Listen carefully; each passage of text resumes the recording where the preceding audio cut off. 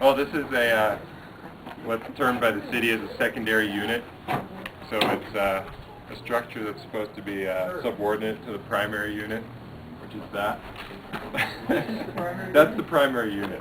The city changed its regulations a few years back, saying that secondary units no longer had to be as shorter than the primary unit, which actually made it possible to do this in phases rather than all at once. So I'm glad that they did that.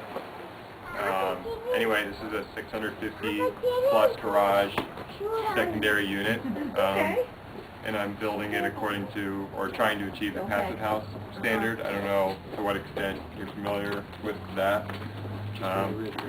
Just what you read there, and there's more information on the inside.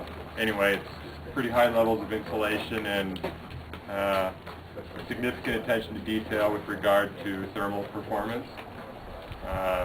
i.e. not bleeding heat to the outside. The whole house is built on a bed of foam. It doesn't have a traditional foundation, and I have pictures of that on the inside. I don't just fire away with questions. Scott is here. He's framing it for me. What's the advantage of not having a slab or a foundation and putting foam in instead? What do you put on top of the foam? Concrete. So the concrete that is the floor, sorry about all the dust about the job site. So yes, please be careful as you go through the job site also. So maybe you need to explain that a little more. Yep. So a traditional foundation, heat migrates through it into the ground all winter and you lose heat.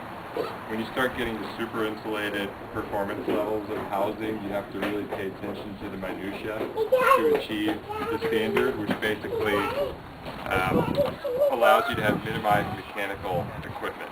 So the whole sort of idea behind passive houses, and I've had to explain this a few times, it's not necessarily passive solar. It comes from the German word passive, which means sort of fading into the background, so that the mechanical system takes a back seat. It's becoming minimized. All the energy and effort in the building process is put into the envelope and maintaining an airtight, super insulated envelope.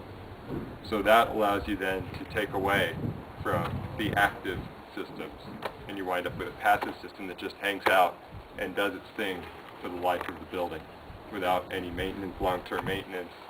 I mean, even high-efficiency boilers, they have issues. Well, it actually sounds a little bit like what I have, which is a stem wall foundation with 3 feet of foam, rigid foam going out away as an apron, and then I just poured a slab on the middle. So the only difference probably, without knowing anything about your project, is that you still have concrete in direct contact with the ground bearing upon. And I've eliminated that also. And you'll see a picture on the inside. Okay. How far below the surface did you pour that slab? The slab is actually above On grade. the surface. It's pretty much where you see it right now. What I do have is I have a bed of foam that's sitting about 2 feet below grade. And upon that I built a perimeter grade beam stem wall, which then supports the framing of the building.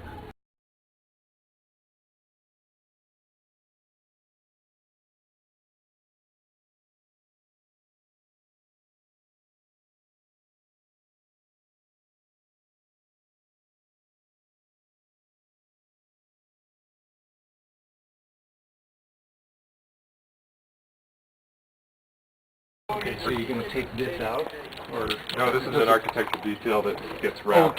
I see, it comes up to here, and then what happens something here? different happens here.